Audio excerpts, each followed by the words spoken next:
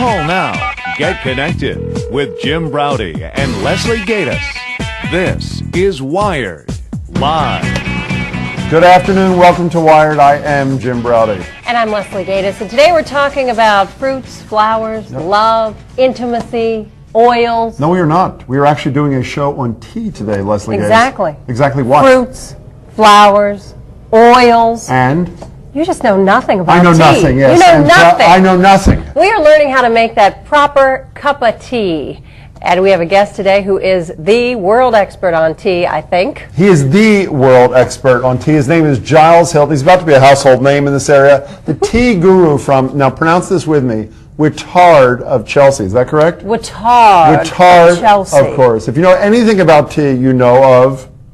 What? Whittard of Chelsea, exactly. In London. And Giles is their England. director of tea and coffee. He really is the man, as we might put it. He is in town for the grand opening of Whittard of Chelsea's very first U.S. boutique. It is on Newbury Street. And he's going to show us how to brew the perfect cup of tea. And he promises to convert, I would argue, the biggest coffee drinker in the Northeast United States, moi, to that. We'll meet him in a couple of minutes. We'll taste the tea. And of course, he's a coffee expert, too. I hear that. He's a man, a Renaissance man, one might argue. This tea thing, there's a lot more to this than just sticking a little bag in a cup of water. Really so? There is. So? I've been reading up on this Okay, here's today. our number, 617-244-3344. Any questions, comments about tea, Giles, we'll take them for you. You're going to feel the love, the intimacy. But first, I'm actually excited about this. I have been looking forward to this all week. How great does this stuff smell, by I the way? know. I thought that was you.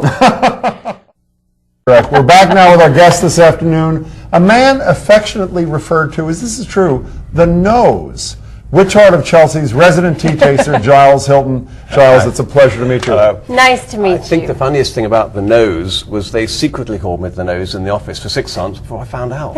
It's because I smell the tea. I want to smell what it's like. Now, you appear to be a rather humble soul, but you were essentially, for those who don't know of you, you're the Michael Jordan of teas. Is that not a fair description? I suppose it is. You see, Whittard's been around over 100 years in England. We have stores now in most major towns, so people shop at Whittard for their English-style tea. And those who shop at Whittard know of you are essentially it, are you not? You are. I've been there 30 years now, and I was trained by old Mr. Whittard, so I'm kind of ensconced, aren't I?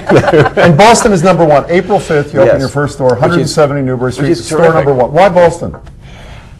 There's a hint of tea culture here, you know, in this town. Wasn't there a little skirmish a few years back involving... I reckon we Brits could come here peacefully now and try that. All right, so April 5th, Newbury Street. So, the Nose, they call you. Nose. What is it that you smell? I suppose really it's like any food, like anything, wine as well. You can smell in a good tea character, body, aroma, style. It all comes out in the smell more than even what slips over your tongue.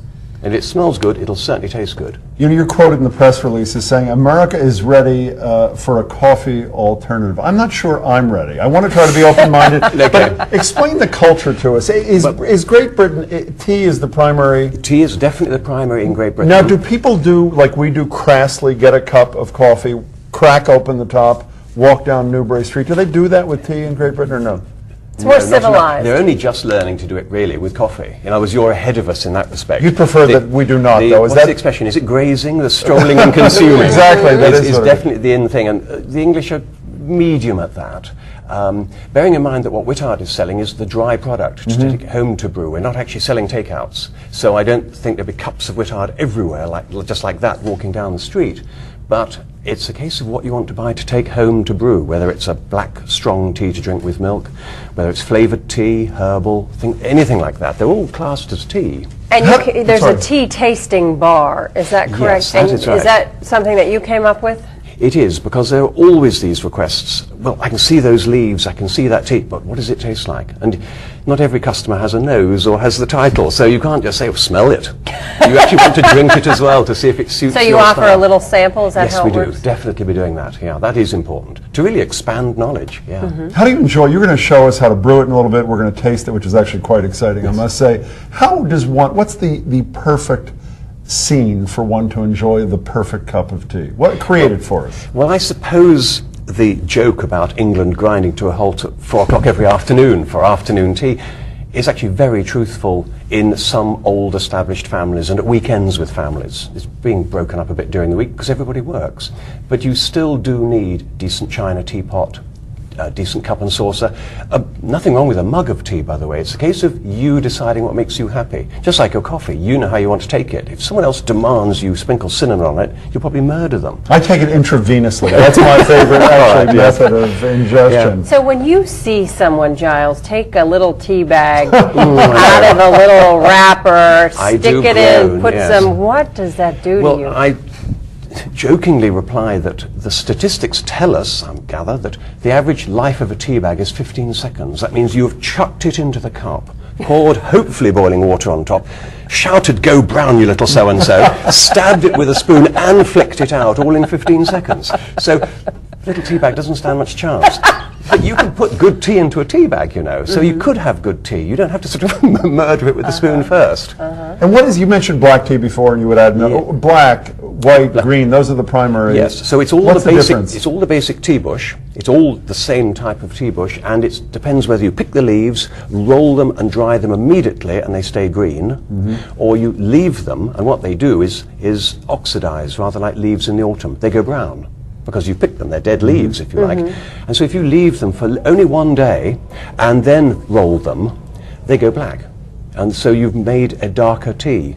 So it's the processing in the tea factory that makes that. Dark tea is suitable to drink with milk. Green tea is ghastly with milk. It's insipid wish-wash. So insipid wish-wash. there you are. It's a good English expression. I like that. Can I say, I don't want to hurt your feelings, but I would say by the end of the show they're going to be calling me the nose, because this is it is such a wonderful smell, is it not? Doesn't it? Smells really good. But you see, again, why should everyone jokes about the English living on strong brown tea, and that's it with sugar and milk? There are thousands of varieties of tea out there, not just flavoured ones, but different nationalities: Assam, Ceylon, Darjeeling, all countries that grow tea, all with a different taste. And that's only those. Then you take some of the interesting Chinese. And not to mention the papaya pieces and the Yes. rose Oh, yes, petals and the exactly. mango oil. We're going to talk about all of that. That's I've been studying unbelievable. up there. Apparently Makes have. it fun, you see. It does indeed. We have to take a break. When we come back, it's tea time. And Giles is going to brew us a fabulous cup of tea. Don't go away.